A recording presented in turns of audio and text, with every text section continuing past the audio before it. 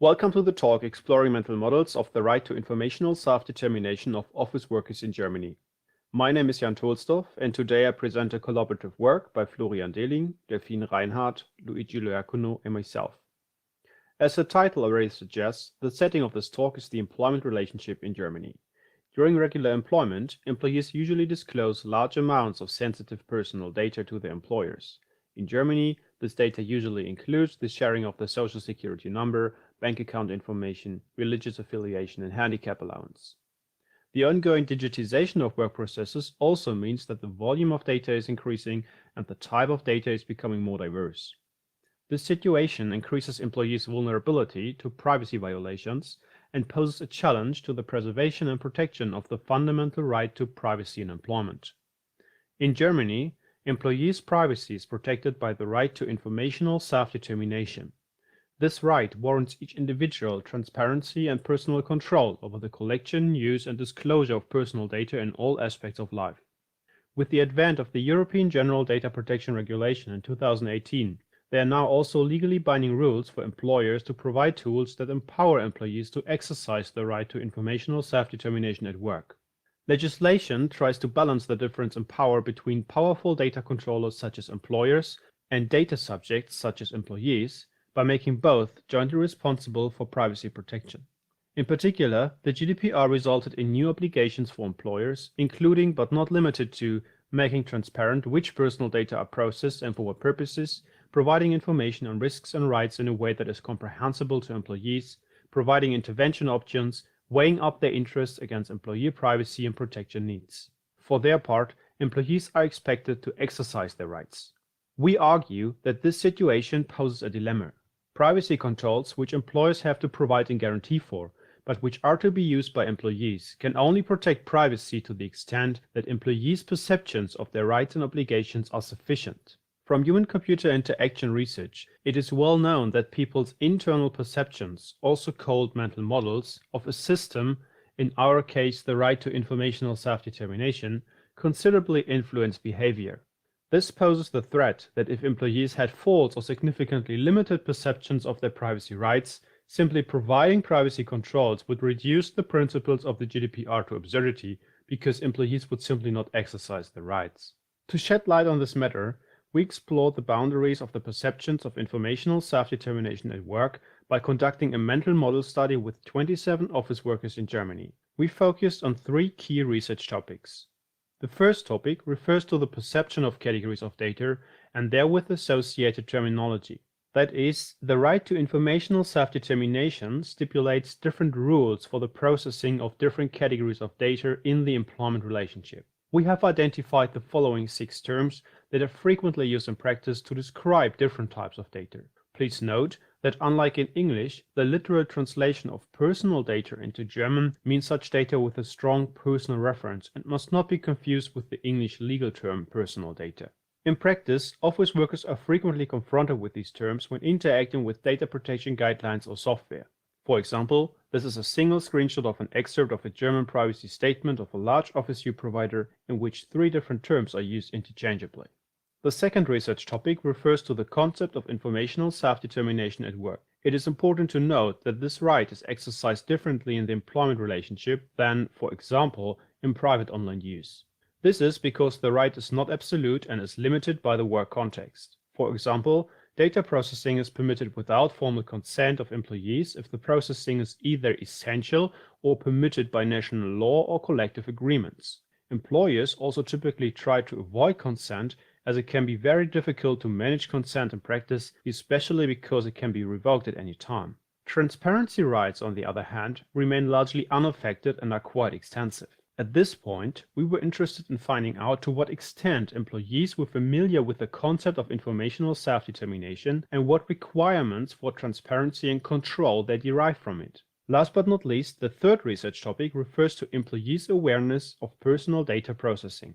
Past studies already revealed that online users in particular often have a poor understanding of the data flow and the extent of processing activities going on. We therefore investigated office workers' perceptions of data storage and data flow, but also explored their beliefs with respect to which precise safeguards are implemented and which threat models exist. To explore these research topics, we conducted a mental model study based on semi-structured interviews and proceeded as follows. To derive the interview guidelines, we carried out an expert model approach with an iterative design. For this, we first reviewed legal text and related work to extract different themes of informational self-determination and organized them into groups. We then conducted 2 expert group sessions with researchers from law, psychology, ergonomics, IT systems, as well as security and privacy to revise and fine-tune the model. We then derived interview guidelines from the model and revised them with researchers' experience in conducting interviews. We also conducted 3 pilot interviews with office workers to fine-tune the questions and wording. In the interview, we first asked participants to explain the 6 different terms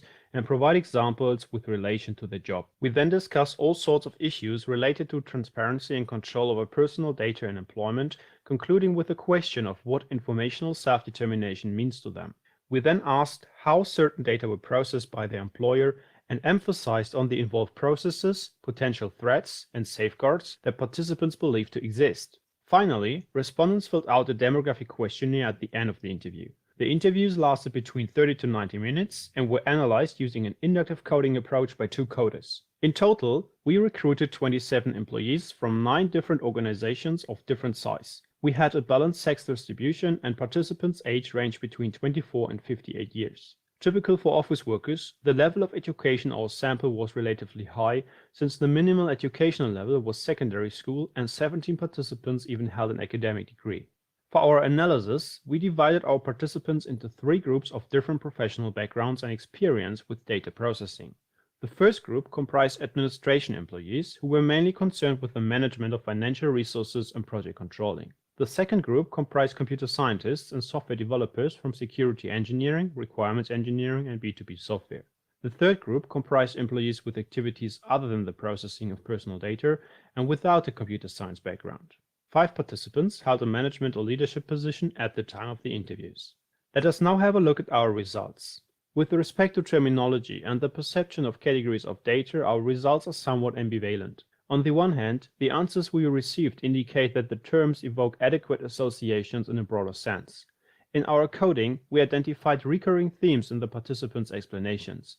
Based on these themes, participants distinguish between 3 broader concepts. The first concept arises from data and information and largely lacks privacy-related attributes. These terms were described relating to data that have no direct personal reference but are very relevant for daily work. The second group arises from PII and IRI and symbolizes data with clear personal references. Participants explained that such data identify them uniquely, either directly or because one could also infer their identity from such data.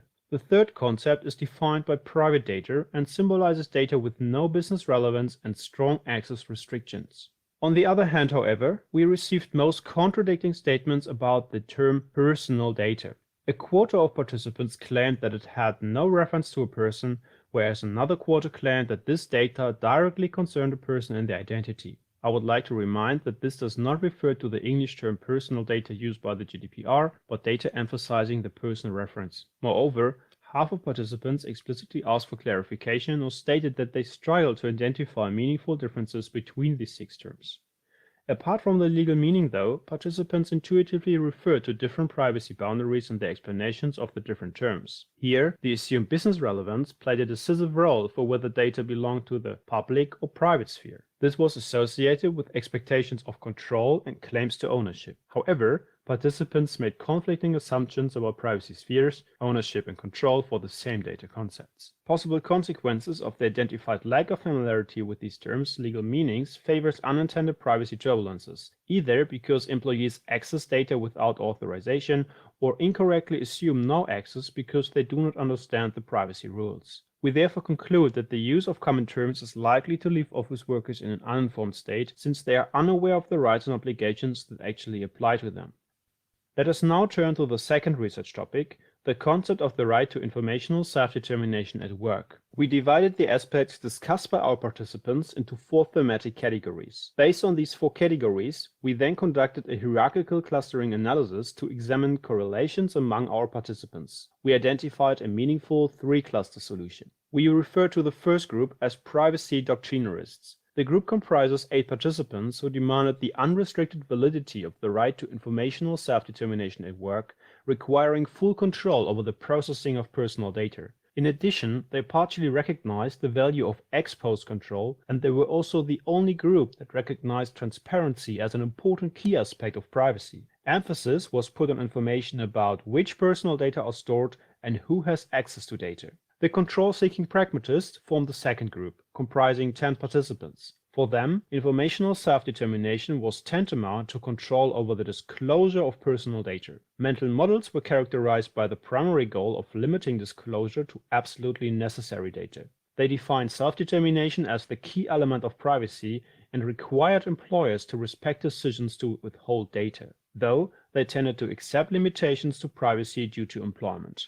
The third group comprises 9 participants and is referred to as data flow concern protectionists. They had a strong desire to protect their privacy outside the organization. We found strong claims towards an ability to gain control over the forwarding of data by employers and the audience to whom personal data were disclosed. They demanded to be asked for explicit consent and expected full control over the processing of data. Nevertheless, some mental models also show traits of accepting restrictions. Furthermore, participants discussed issues of mental load. They noticed the high cognitive demand that was necessary to truly capture the complexity of self-determined privacy decisions and pointed out the associated time costs managing privacy. They also pointed out the limitations of current privacy controls in many situations. For example, they felt powerless either because there was no way of saying no to data processing or because they were unsatisfied with the controls they have. In particular, they complained about the insufficiency of privacy settings. To conclude our findings, our investigation reveals that informational self-determination at work is associated with different meanings, objectives, and problems.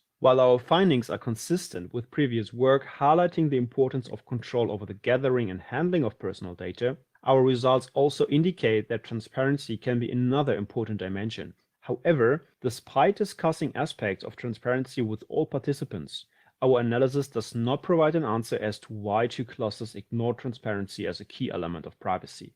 Nevertheless, their strong claims for ex-ante control might actually reflect a lack of transparency in the work context, which is compensated for by considering the moment of disclosure as the most important control point for privacy protection. Since the work context severely restricts employees' rights towards ex-ante control, it is probably fair to assume that office workers also perceive their right to informational self-determination as severely restricted in practice if their mental models are focused exclusively on self-determination. Let us now have a look at the last research topic. Participants generally believed that the master data they disclosed to their employers, such as bank details and private address, were stored in digital and analog paper format. For digital copies, they pointed out that such data resided on an unmanageable amount of databases and end-user devices inside and outside the organization. Also, because such data are often available in transmission media such as emails. For metadata, such as phone records, almost all respondents were uncertain as to whether, and if so, where this data would be stored. For example, non-IT staff speculated that phone records were stored directly in the phone itself. They also reacted with surprise at their own ignorance, and most respondents, including managers, had no ideas about who could actually access these records within the organization and which details were stored.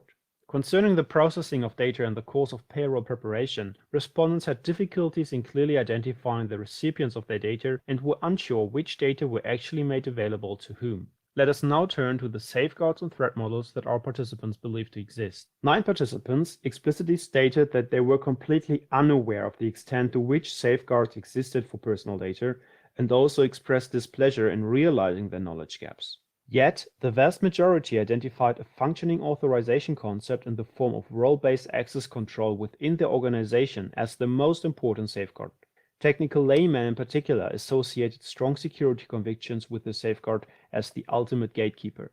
Administrative and IT staff also stressed the importance of appropriate procedural measures to clearly assign rights and responsibilities. It was followed by beliefs in a solid authentication system and the protection of data in transit and at rest through encryption and locked bins. For threat models, the interception of paper communication was considered the easiest and most likely attack vector to obtain unauthorized access to data, especially in the payroll process. We found that our participants identified hackers and their colleagues as the most likely adversaries with similar high mentions.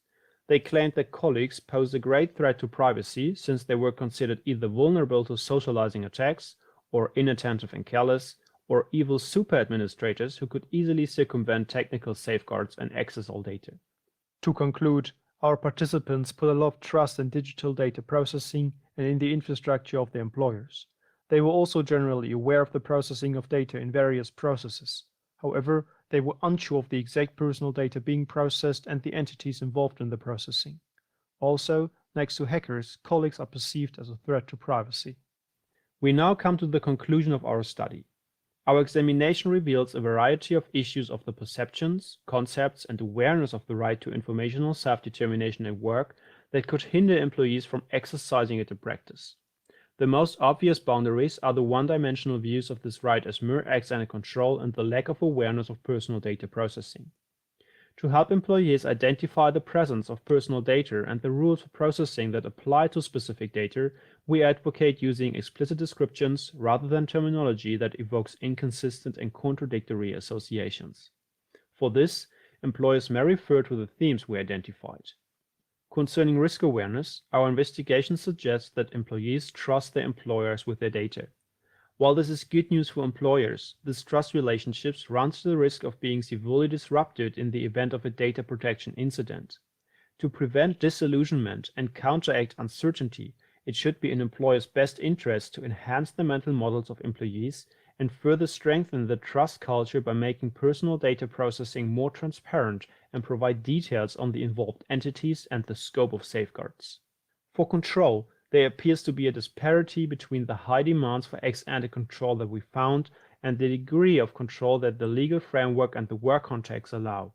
We hypothesize that this bias results from the privacy controls available in practice, which appear to be characterized by ex-ante control outside the work context. Yet it is questionable whether the provision of ex-ante control would be helpful, because controls to which people are accustomed do not seem to meet their expectations. This suggests that employees' privacy actually benefits from current practice of dispensing with consent in the work context because free consent is too burdensome. Also, despite scientific and legal efforts to provide transparency-enhancing tools, their value to the right to privacy and their potential to reduce the burden of privacy management must also be promoted in the future. For future research on privacy at work, we recommend to take into consideration trust in affiliated parties such as customers or external processors, trust in colleagues and IT staff, as well as employees' assumptions on implemented safeguards. Quantitative research in particular could include them as control variables or antecedents to explore their impact on employees' privacy perceptions. Thank you for your attention.